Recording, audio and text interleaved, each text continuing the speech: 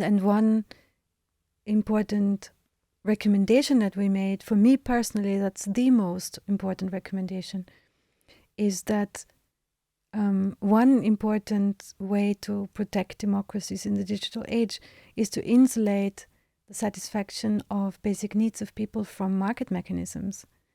And people might then say, oh, what does this have to do with digital, right? Nothing. I think it has a lot to do with the digital, because when people don't have to worry about buying housing, buying education for their children, or communicating with their hospitals, with their doctors, getting access to healthcare, when those things are provided to everyone, independent of their ability to pay, then we're insulated from some of the data harms that come from consumer profiling, that come from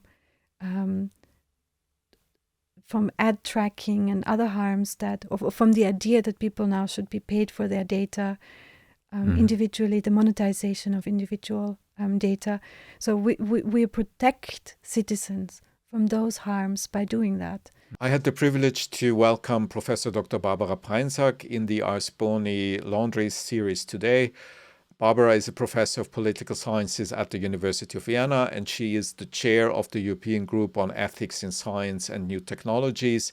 This is a body that gives advice to the European Commission and other European stakeholders on the most pending issues the continent is confronted with. In this case, in particular, we were talking about the last publication of the group, which is on democracy in the digital age. I hope that you enjoy this conversation with the brilliant Barbara Prainsack as much as I did. Good afternoon, Barbara. It's such a pleasure to have you here again. We are talking about one very important paper of the European Group on Ethics, and the name of the group is not exactly European Group on Ethics. It's European Group on Ethics in Science and New Technologies. I was just about to compliment you for being so well prepared. No, I am in a way, but okay. I do know that it's Science and New Technologies, and I'm the reason why I'm asking this is because the new in the new technologies is, of course, of interest. So my question would be, what exactly is a new technology? That's not a very easy question. So the European Group on Ethics, which is short for the full name that you just mentioned, was established in 1991 with a mandate to advise the European Commission President and the European Commission more broadly on ethical dimensions related to science and new technologies. So those terms are not defined in the statutes and in the mandate. We do actually have discussions within the group on what we mean by technologies in the context of specific topics that we discuss. So with the most recent opinion that we published it just last month in June. We did have quite a lengthy discussion what we mean by new technologies. Do we mean everything, in the widest sense of the word, everything that turns an input into an output? And then the question is, what is new, right? Do we mean digital technologies? Yeah. And we decided to not limit the remit, or we understood our mandate in this context, not to be limited to the remit of digital technologies in the strict sense of the word, but really to be looking at any kind of technologies that make it more difficult to protect democracies in the digital era, and any technologies that can also help in protecting democracies in the digital era. So we're not limited to digital technologies. In theory, financial technologies, governance technologies, they would all be included in our remit. However, we had to zoom in specific areas, of course. Yeah, but I mean, the reason why I'm asking this is that my impression is that whenever something is digital, people call it new. And that has started somewhere, I don't know, 30 years ago, probably with the internet. And since then, we are quite used to still talk about new technologies, meaning the internet or digitalization, meaning this, although one half of the population was born in that time, right? So I'm quite reluctant or let's put it like this. In my view, this is already a symptom of how society as a whole is fighting with this new thing called digitalization. But we did not, in the HE, we did not consider the digital to be new, but but your mandate, I mean, the mandate of the whole institution is in a way that you should deal with something which is new, right? And I'm not sure whether it's still new. No, but this is why we didn't focus on digital technologies. We understood, or we do understand also in the context of other opinions and statements, technologies as something that has a material substrate, but that also consists of practices. So technology is always technology in use, as Stefan Timmermans called it. So when we consider technologies in use, or if we define technologies as something that is always instantiated in practice, then we will understand new technologies as something that changes routines, that changes how specific phenomena of social or political life are appearing in our world. So in that sense, there's quite an inclusive, a wide definition of what a new technology is. So it is not only the material substrate, but it is really how it's used. And there's a fantastic book, and embarrassingly, the name of the author doesn't come to mind. But I'm sure it can be put in the show notes, When All Technologies Were New. And that really shows that a lot of the technologies that are seen or were seen at the time as new technologies were new in the sense that they disrupted practices, that they disrupted how, or they changed how people communicated, or they changed how goods were transported. Although the technologies themselves had been around for a much longer time, but what really changed the world was how they were suddenly used. So often they were used in a different way than they were intended to be used by the inventors. And in that sense, I think an argument could be made, and I'm interested in how you think about it.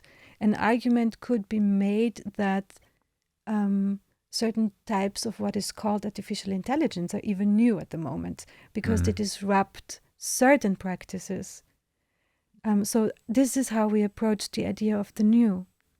We wouldn't call the digital new as such, but digital practices, which is actually a term that I prefer over technologies. So digital practices disrupt how things are done in certain areas. I shouldn't always use the term disrupt. I mean, I avoided it before, right? But not because I don't like it. It's more because it's such a buzzword. Everyone is, and therefore I don't use it. But I think it's a quite proper explanation of what's happening, right? So in the literal sense. In the literal sense, it's a disruption that we are seeing, and we have been seeing disruptions for the last 30 years or so, which is why probably new is still a proper term if there is this equivalence between disruption and being new. But on the other hand, as I said, a lot of the things that are new are digital, and they are not really new. They are disruptive, or they have been disruptive. So perhaps the European Group on Ethics is dealing with disruption then and science, but that would be a more problematic term probably to use than new technologies. And there's quite some history behind the term. I mean, this is also interesting in my view that it's often leading back to the 90s. So really when the internet started to be a common phenomenon, and then the average researcher and the average politician started to work on or to deal with the internet, right? But I think you put it very well. So in the literal sense, Newness is what disrupts older practices, and very often the technologies that, with the help of which this is done, have been around for a long time, and the momentum that changes things is often that there's a much wider uptake. Sometimes because technology becomes easier to produce, or there's another reason why it suddenly, quote unquote, takes off. Yeah, absolutely. And I mean, the example that you're using, AI, is an excellent example for this, because the moment this scientific field was born is long time ago. It's older than we are, right? So, and I wouldn't call that new in the sense of, right? So it goes back to the 50s probably at least, right? And some of the structures even further. So, okay, so then, this means that the European Group on Ethics deals with something which has the potential to be disruptive, not necessarily coming with digitalization, but many of the phenomena you're dealing with are related with digitalization. Yeah, to give you an example, so in the most recent opinion on democracy in the digital era, we're drawing attention to what we could call the political economy of digital practices. So the structures of ownership, the aspects pertaining to democratic control. So everyone is worried about public spaces and platforms that create public spaces nowadays are unethical, and we could come up with all kinds of practices that are problematic in all different ways. We think we argue that the solution doesn't consist of making those practices more ethical, but part of the solution must be to reinstate, to bring back democratic control over those public spaces. And very often this will mean to change ownership structures. So the paradigmatic cafe that Jürgen Habermas sort of saw as an ideal of deliberation, and I'm not saying that it was, I don't agree with Habermas that this ever was an ideal, but it was certainly in many ways more inclusive and less problematic than the public spaces of today, which are shaped by commercial interests, and this is how those spaces then behave. So keeping people on those platforms with the help of outrageous pictures and conspiracy narratives and other things, and also some positive images, of course. That's how those public spaces then operate, and it can't be fixed by trying to get the platform owners or the content providers to be more ethical. It can only be done by changing the incentive structure and eventually actually democratic control and ownership over those spaces. So here the technology that we deal with is a legal instrument, ownership. And we believe that is, in a way, in public discourse sometimes not discussed enough. That is also a technology. Katharina Bistor wrote a whole book about this, the Code of Capital, that really shows that the technology of law is was a tool to enable enclosures, to enable some of the problems that we're now trying to solve, having to do with an accumulation of power and accumulation of resources and so on and so on. Yeah, but in this case, it's not really disruptive, because it's more, I mean, this is 2,000 years of private law and civil law that Pistor is writing about. So, but perfectly understandable that technologies do not necessarily mean computers, right? Often it's the interplay between the computer and the analog traditional scientific technology that makes things disruptive then and exactly, it's the interplay. You're absolutely right. So law as a technology to cement particular asymmetries of power and agency, or to even increase them, is not a new technology. It's a technology, but not a new one. Your point is very well taken. But there's, as you said, there's a kind of interface between, or there's a combination, a coincidence of those kinds of technologies and new digital technologies, newer digital technologies, and social and political changes that render those platforms particularly attractive. I'm thinking also of COVID, when a lot of communication happened on platforms that would normally happen offline, not everywhere in the world, but in some places. So that coincidence of all of those developments and all of those technologies creates a moment that changes things and that poses particular challenges and could also maybe be part of a solution. So we don't have a dystopic, I mean, I'm emphasizing problematic aspects here, but we don't have a dystopic view of technologies in the digital age as such, of course. Yeah. Let me just come back before we talk about the paper per se, which is, of course, the most important part of this conversation. Let me just come back about the group and the role of the group, because what we are doing at the moment, in my view at least, is a very, very interesting academic debate, but it's an academic exchange of opinions in a way, where somebody with a political science background talks to someone with a legal background, and the outcome is hopefully better understanding of the world. However, the European Group on Ethics has a role. It's not purely academic in a sense. And one of the first things that you're writing in the paper is that the president of the European Commission addressed the group, and so it has a role, and the outcome of this has a purpose. And you, as the spokesperson of this group, are in another role perhaps than just being purely an academic there.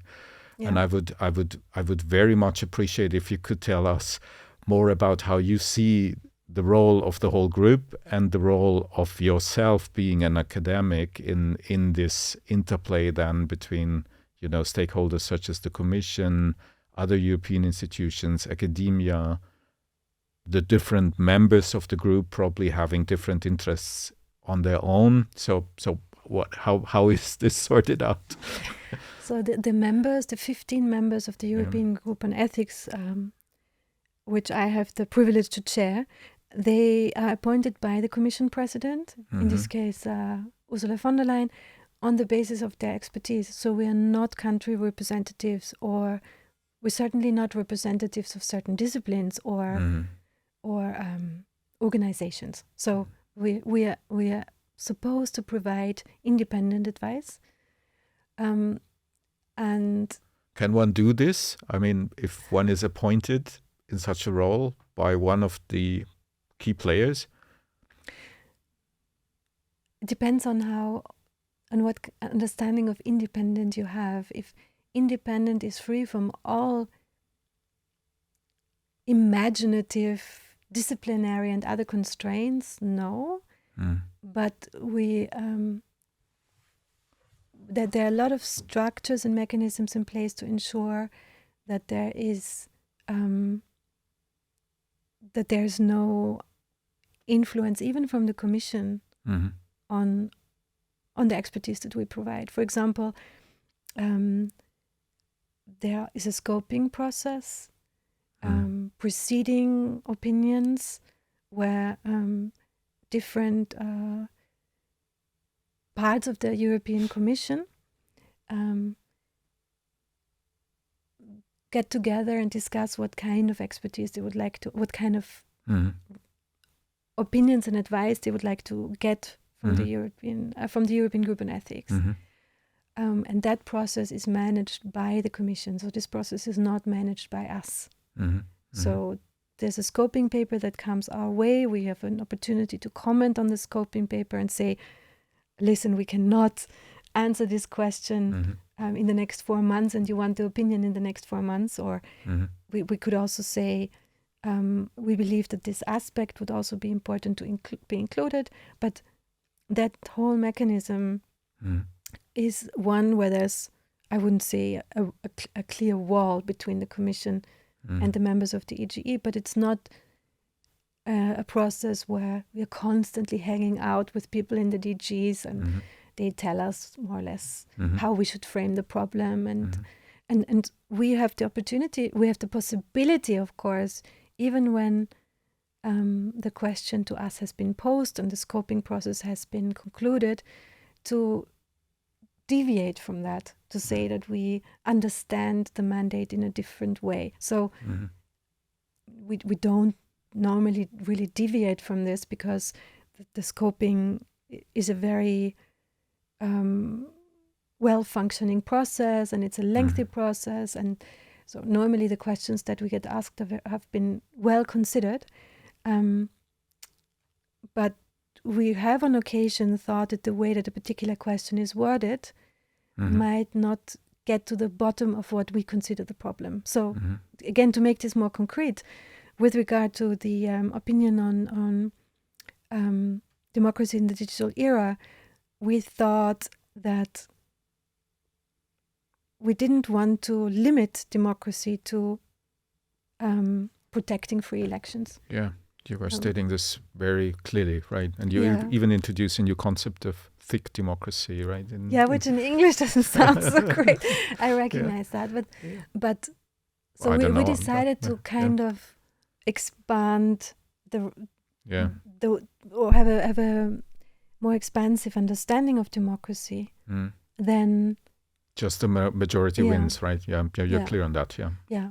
So in that sense, I think that shows that the advice that we provide is independent, in the sense that we are not sticking to the exact questions that we are asked, and we don't dare to go 1 inch beyond that. Yeah, I see that. But if I may, however, yes, I mean, one of the things that I find very interesting in the paper is that you are inter alia and relatively late also dealing with some of the legislative acts that were proposed or are proposed by the Commission. And some of your remarks there is rather critical in my reading, and is rather technical in a legal sense. So for example, there is a page that I've found very interesting about the relationship between GDPR and AI Act and other upcoming acts. So this is critical in the sense that one of the arguments you are making here is that you might end up in a situation where GDPR and AI Act do not fully correspond, and because of the fact that the AI Act is not fully in line with the concept of GDPR when it comes to personal data and so on, and that might have a negative impact on the whole framework. But this is very descriptive in a way, right? Yeah. It's not normative. You're not telling the Commission in that moment that they should rephrase the proposal, or that they should perhaps abstain from the proposal. It's more, it's critical, but not fully critical in the sense, right? And when I was reading that, I thought about, well, could you? We could.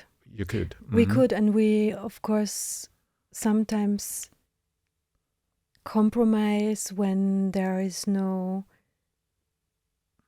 I wouldn't say there's no clearly there is consensus within the group, otherwise we wouldn't be able to publish this, but there are sometimes more what you might call radical positions on a particular issue and less radical positions, and then we meet where the group agrees that this is important to say. So we for this particular opinion, it was important to us to acknowledge that the European Commission is taking good steps in right directions in some ways, but much more needs to be done. And of course, as an academic, as somebody who works also on some of those issues in my own work, I have my individual opinion on that as well. And that's not, that goes on in some places beyond what we've put in the opinion. However, what is in the opinion is something I can fully agree with. Yeah. And I think if you asked my colleagues in the EGE, they would say the same thing, that on individual issues, their own views they go beyond what we say, but we go for, it sounds maybe more negative than it is to say we go for the common denominator, but that's what you have to do in a group of 15. Yeah, I think this is what I'm so interested in. I'm sorry that I'm sticking so much to that point, because I think it is a very fundamental question about academic work, in a sense, because many of us are doing such additional work, such as consultancy for a public body. And one of the prices you need to pay for this is that you always need to find a compromise within the group already, and there are all kinds of formal and informal rules to follow or to break, and you can't break too many of them simultaneously. And the outcome of this is, I'm talking now about me, not about you, and not about your text. I'm talking about my text. The outcome of this is often something which is then the common denominator of 15 people, but not necessarily the opinion of any of them. And it can then easily be transferred into a political game that is then monitored and sometimes also steered by the institution launching the whole process, right? Yeah. Yeah. I would agree with that, but I would say that this is the best that any such committee could do. Yeah. That any committee actually can do, where you don't have individuals giving advice. So you're right on some points. If I had written this by myself, some points would have sounded differently. But I think this is what we can do, and we can be quite outspoken, and we try to be quite outspoken on how that, what the possible implications of some of those observations are. Yeah. So when we communicate the opinion now, we are outspoken in saying that, as I did initially coming into this room, that we cannot fix this by trying to create more ethical products. So Max Fischer famously made the argument that social networks should be treated, or social media should be treated like tobacco products. So we should stop trying to create better products, but we should think in terms of limiting access. So I wouldn't fully agree with this diagnosis, but I think we're making an argument of the same quality, that if you want to change something about the harms and the threats to democracy, you need to change really something about the political economy and not about the ethics. And by saying this, I think we are making very clear what kind of implications would be in line with our overall argument and which ones wouldn't. And it's always possible that someone then picks a sentence from an opinion and says, the European Group on Ethics argued this, and they turn it into something that we really didn't intend. I mean, that risk is always there. Yeah, perhaps if I may suggest that we could talk a little bit more about the content of the paper and about the opinion as such, because I want to ask you something back before we do that. Please. So with this observation that you made, that some work that comes out of these committees is more tame maybe, or lukewarm than it would be if it came from individuals. How do you think that should be addressed? I don't know whether it needs to be addressed. I think, I mean, in my view, I would put it like this. I think it should be addressed in the sense of that everyone that the committee per se should be aware of the limitations that it has, right, and also should be aware of the role that it has in this game.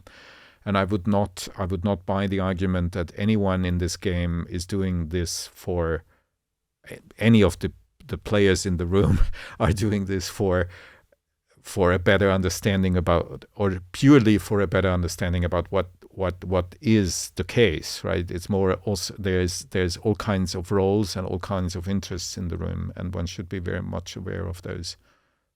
That would be, and one should also write, I think, about But it's very easy to tell that, right? And it's very difficult to do it then in the different positions you are in such a game, right? But just to put it on the table now about that paper, I mean, of course, when there are 15 people who are appointed by the commission for their personal track record, this leads to a composition of a group that is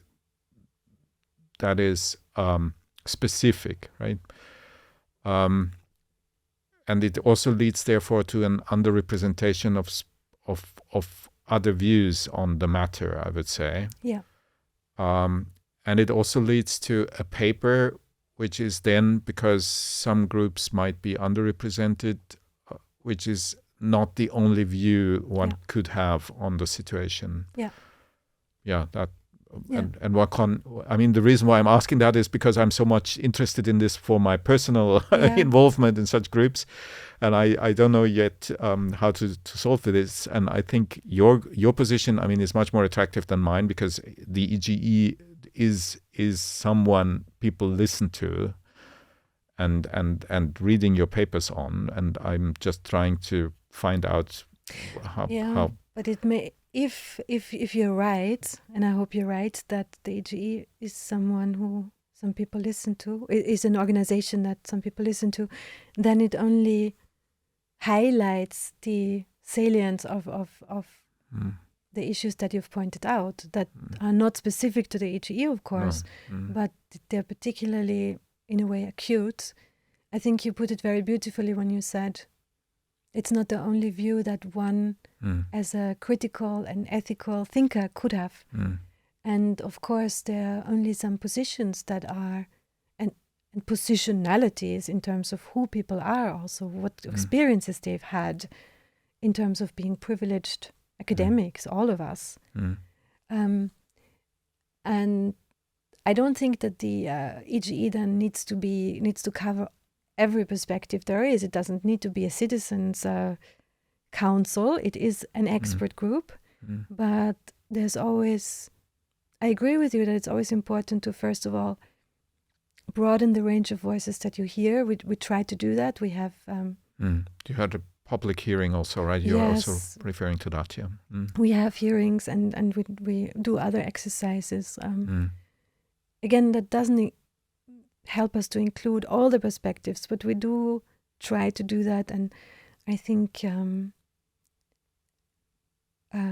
reflecting on what we don't represent and what we can't represent, and maybe even saying something about this is a very good thing to do. And that's one of the things I will take home from this, that we could, all of the committees like the EGE, and including us, could do this better.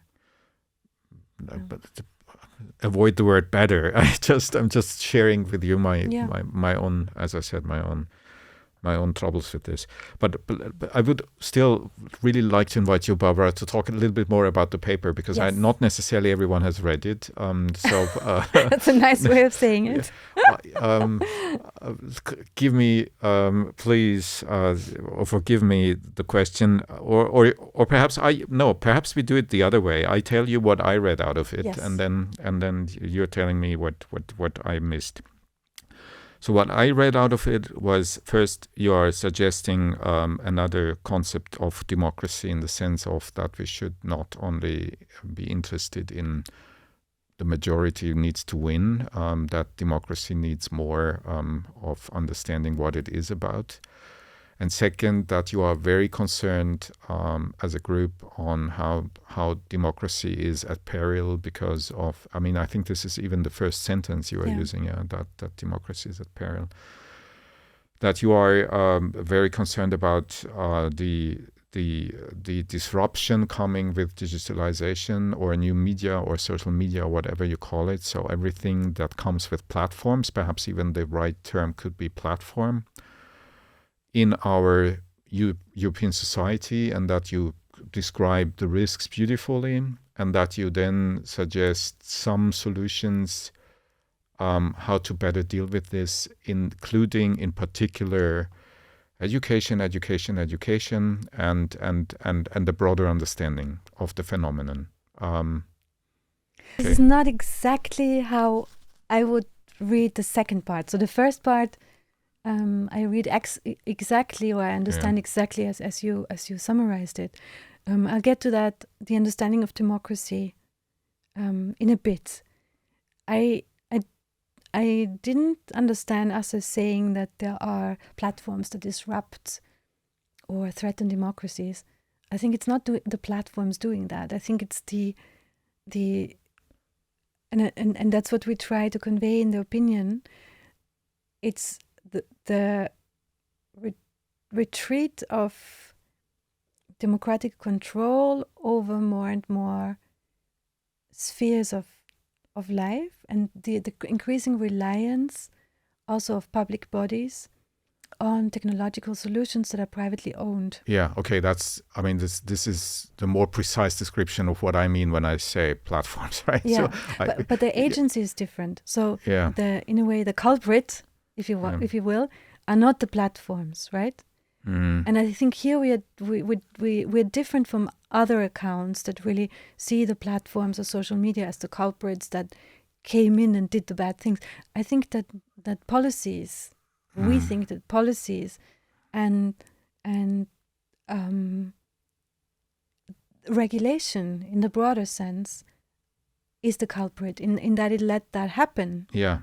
I mean, this leads us back to the beginning where we said that law might also be a technology in the sense that you are interested in. So I completely understand that part. Still, the reason why I was using the term platform was, or is, that and please don't take this as criticism, but that was one of the feelings that I had when reading the paper was you're constantly talking about non-European phenomenons on a European, in a European environment, because you are requested by the Commission to do that, and the elephant in the room is how you would do that, right?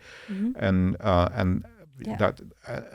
this is why I am using the term platforms here, because the target, when it comes to the legal target in most of the acts you are mentioning, the most important target are non-European, often US platform companies that, if you make the point in the way I understand it, that should be regulated differently than they are at the moment.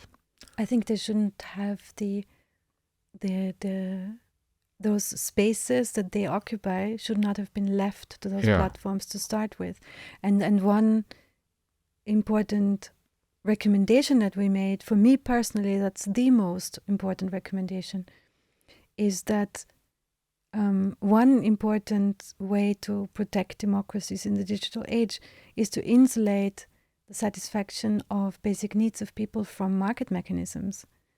And people might then say, oh, what does it have to do with digital, right? Nothing. I think it has a lot to do with the digital, because when people don't have to worry about buying housing, buying education for their children, or communicating with their hospitals, with their doctors, getting access to healthcare, when those things are provided to everyone, independent of their ability to pay, then we're insulated from some of the data harms that come from consumer profiling, that come from ad tracking and other harms from the idea that people now should be paid for their data individually, the monetization of individual data. So we protect citizens from those harms by doing that. And that's an argument about organizing the economy in a particular way. So I don't think that the solution consists of regulating platforms differently, primarily. And I don't think that that's the argument we want to make. At least that's how, well, we didn't intend to make that argument, that the regulation of platforms in terms of platforms as infrastructure is an important endeavor as well. That is obvious, but I wouldn't say that that's the most important implication of our analysis. Okay, so I know that argument quite well because I know you, Barbara, and I know your arguments very well about how to reorganize the relation between basic needs people have and how they are covered in a modern society in Europe. I'm, however, not really 100% sure whether this is something somebody not knowing your own individual academic work would read out of the opinion. I think I try to read it in that way without knowing what your own position is. I think that this argument that I'm trying to make, which is the target is non-European infrastructures, is rather prominent or at least visible. That's You're there, right? You're right. So yeah. That in the sense that the entities that occupy those spaces that should not have been left to commercial entities are non-European entities, and that is a problem for regulation. Yeah. You're absolutely right. And that brings me also to the next question then, which is what to do then now. I mean, the addressee of this is the Commission, and if I understand your points, then I would ask myself, I mean, this is not really digital, right? It's and then probably the whole debate in the Commission would already start. Which Directorate General is in charge of this, and how should this ever end up in a directive or in a regulation or whatsoever? And is the European Union competent for this? And the whole, the whole day-to-day political nightmare, which is very different from we need a new Digital Services Act, or we need an AI Act, or we need this or that act, which is clearly digital, and there is a directorate for that, and it's within the traditional way how Brussels is doing politics. And but that I see maybe that is in a roundabout way the answer to your question about independent advice. I don't think our role is to accept the premises of particular ways of policy making in the way that we frame the question and in the way that we give our answers. So if this is a big solution that requires acting across different DGs and different policy fields, then that's what it is. Okay. If that's what it requires, I think our role is to ask the big and try to answer the big questions, and not to give, at least not in this opinion, not to give detailed advice on specific legal instruments and how they could deal with some aspects of those problems. And you could then say, okay, then it's ineffective what you're doing. I think that would be a provocation that has some merit. There's a trade-off between being relevant and being right. I don't want to be too provocative here, but I would still like to ask you then whether you think that whether this what I mean, I understand. I need to ask the question differently. So I understand your point that you don't need to care about, and that you don't want to care about how this is then implemented in day-to-day politics in Brussels. We do care about it, but it's not your primary target. It can't constrain our analysis, I think. Yeah. So the question then is, who is the target reader of this then? Is it just the president of the Commission, or if this should have an impact on how Brussels is organized, or Brussels, I mean the Commission, how the Commission is reorganizing their work on democracy in a digital era, who should read that, and what should be the outcome of having read it then? If it's not something like it's wrong to emphasize that this is about digital, right? It's more about the structural, fundamental, societal implications of how we organize our lives in a digital era. Exactly. But then it's not about digital, right? It's about us. No, you're right. Yeah. You're right. So the mandate for us was not to provide advice on how digital platforms should be regulated. Yeah. But the mandate was to provide an opinion on protecting democracy in the digital era, with specific emphasis on foreign interference, which we have a section on, with specific emphasis on the role of public spaces and the potential to create more civic empowerment and strengthen civil society actors. So that was the mandate. So in that sense, my answer to your question of who's the target audience is that it is the commission. We handed over this particular opinion to the commissioner for democracy and demography, Dubravka Šuica. So the questions of how,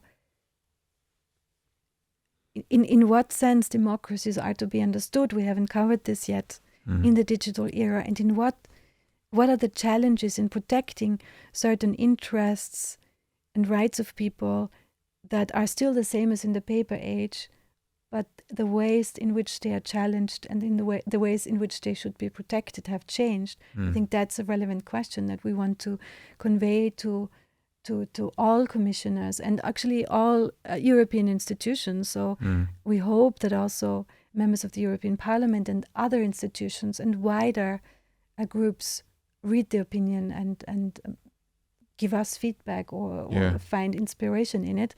We're not suggesting that this is the end all, conclusive and definitive advice that could be given on democracy in the digital age as such.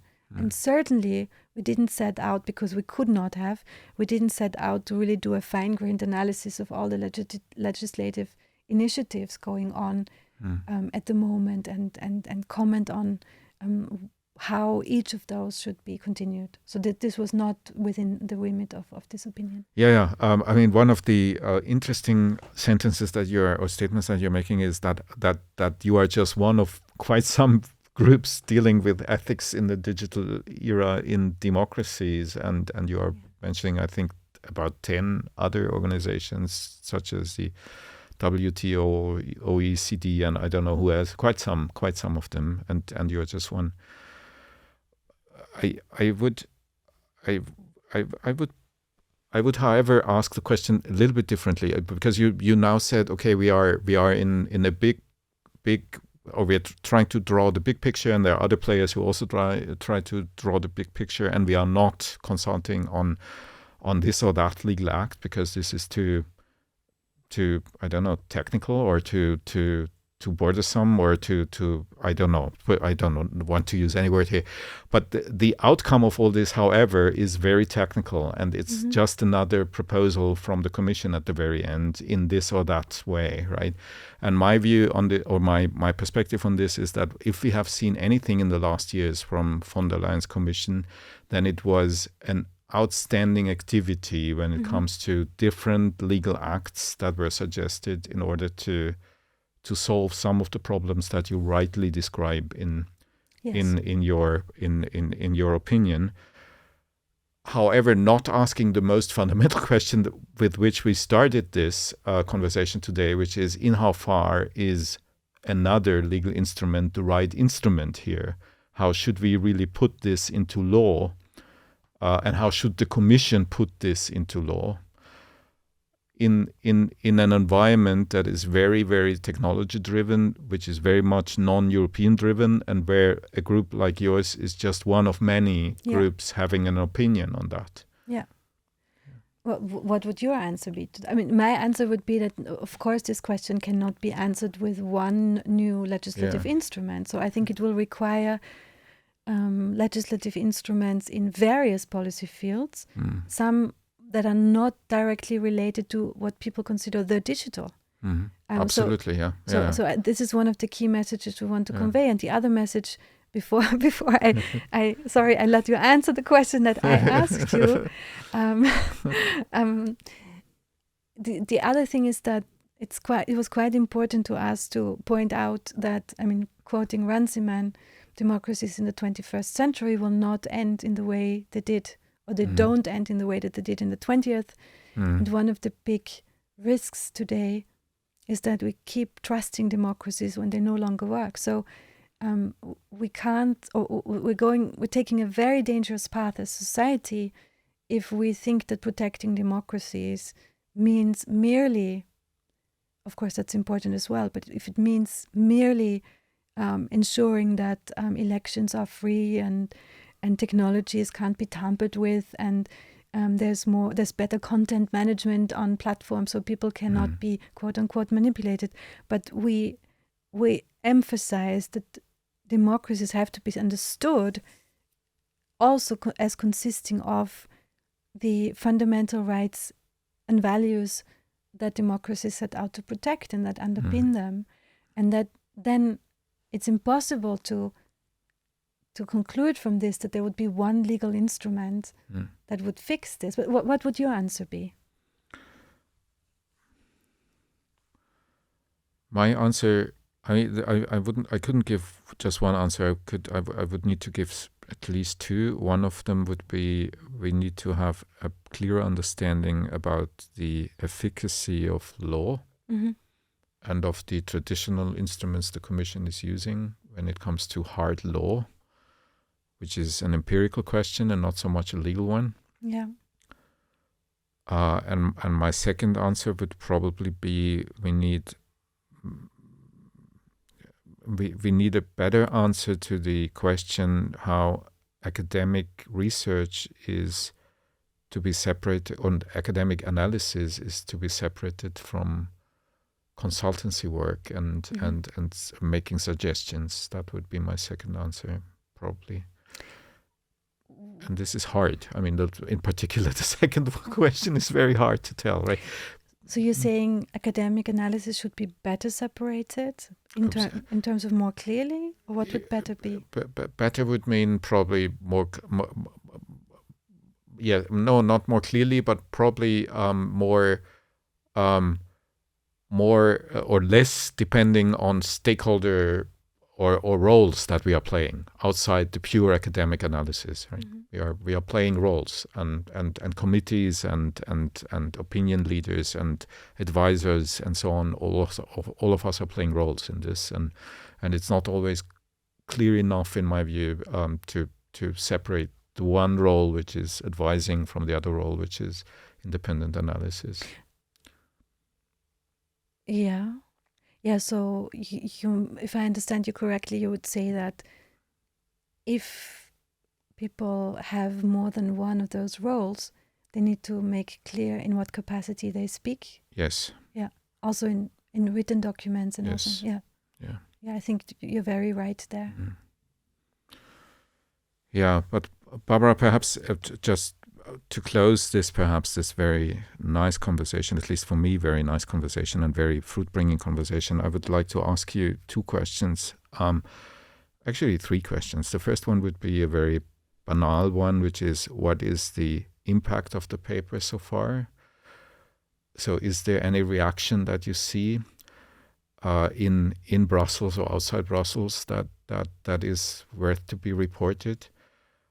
The second question would be, what would you suggest that academics should do in this time where we are, where democracy is at peril as you as a group state? And the third question would be, I would like to repeat a question that I was asked last week in another very different environment. It was a panel debate about urbanization in Europe, and someone from the audience, I had the privilege to be on the panel, and someone from the audience asked me then whether I thought that we were still living in a democracy. And I had quite some trouble in answering that question. And I would like, if you want, I would like to ask you to answer also that question at the end. Okay. The first one was on the impact. Yes. I don't know. I don't know what the impact is. I haven't even seen who has read, as far as it's possible to say that based on access data, who has read the opinion. I do have some conversations lined up with policymakers who have questions at the European level and also at other levels who have questions about it, in the sense that they are intrigued. I hope mostly positively, but it could also be negatively intrigued by specific suggestions and analysis in the document that they would like to discuss further. But these these are still ahead of us, so I haven't had those conversations yet. We handed over just at the end of last month, and it's early July as we speak. So I don't know about the impact yet.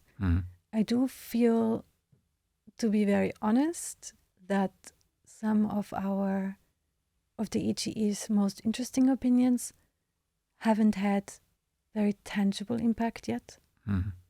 The future of work opinion, I think, is a really interesting one where we deviate from the received view on some occasions. And I don't think this has had tangible impact, but maybe, hopefully, when the argument is more fundamental in the sense that it challenges some of our assumptions that we make, maybe it takes longer for the impact to happen. But it's possible that it does then come at the cost of relevance. I hope not. That is my honest answer. I think on other occasions we've had some immediate impact, but on this when I say the more interesting opinions, I mean more the opinions that make more challenging and more fundamental points. So I don't know. It's yet to be seen. The second question was about what should academics do? I think that's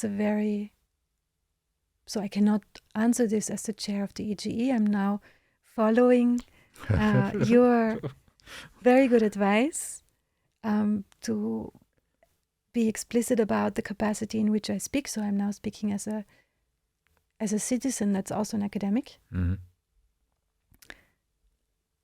I don't think we should be hiding behind purely academic analysis. I think that you actually do that. We try to change the world in whatever way we think is good and fitting. You do that, for example, by running this podcast, which influences public debate, brings positions sometimes that are marginalized or controversial into the public domain, and that is advocacy in some way. So when I say advocacy, I don't mean partisan advocacy. I think when we do that, we need to be open about that.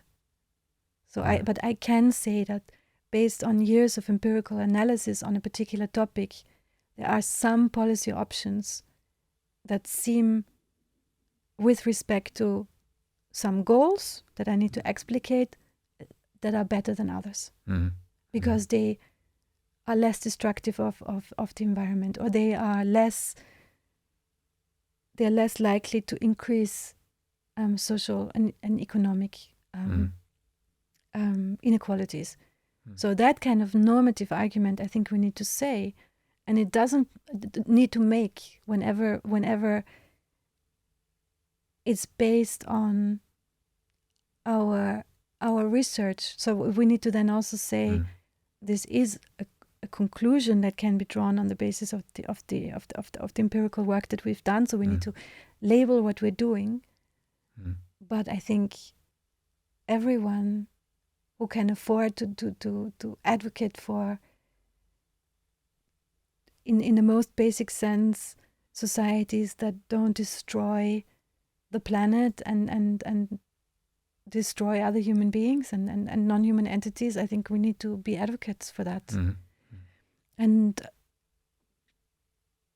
again, just saying that this then compromises academic standards is missing the point, because we should still do our academic work according to academic standards. But we can say that, I mean, this is discussed also around climate activism at the moment, that it's possible to make to derive normative claims from quite strong evidence. And that's actually happening all the time in many fields of policy where it's not being declared, and in many fields of research as well.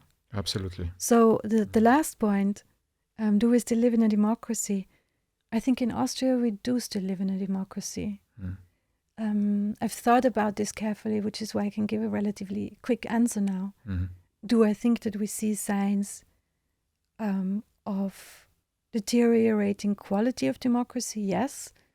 We see growing social and economic inequalities, which correlates with increasing polarization and lack of trust in public institutions. So that's all dangerous for democracies, to quote the former president of the Republic of Austria, Heinz Fischer, who said recently, democracy is a living thing, something that needs to be enacted. It's not something that exists in the abstract. And, issues that you work on around the freedom and the independence of media, public support for free and independent media, intimidation of journalists. I think Austria doesn't score very well on those regards, on those aspects. I think we have deteriorated as a society on those counts, but I think we do still live in a democracy, and it's worth fighting for it. Good. Thank you very much, Barbara. Thank you. What answer did you give?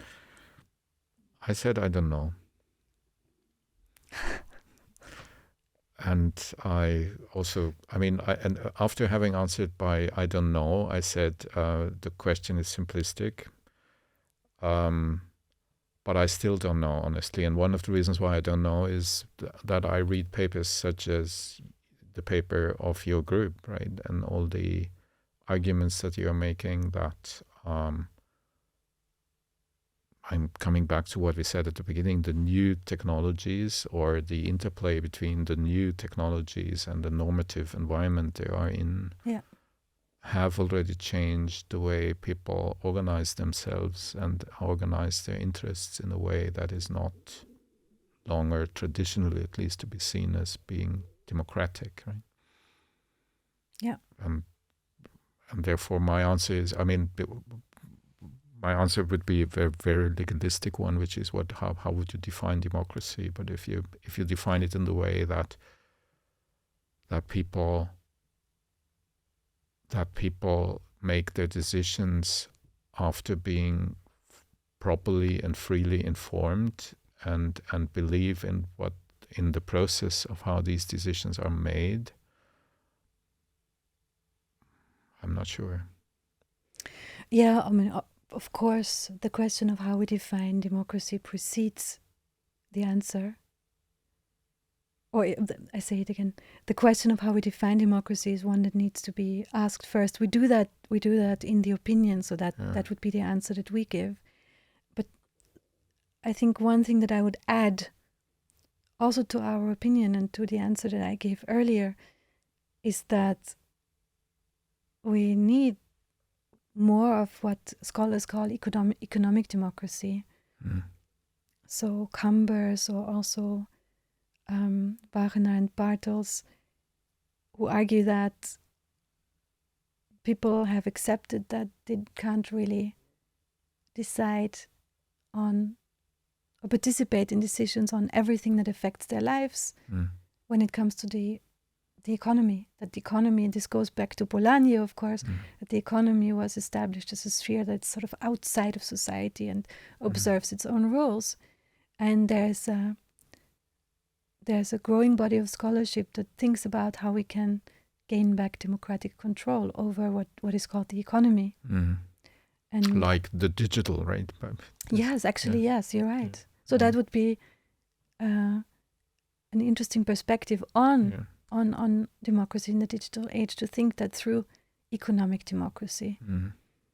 I am convinced that if we have economic democracy, then some of the trust issues, trust in democracy, trust in public institution, and also the accountability of decisions on the economy would improve.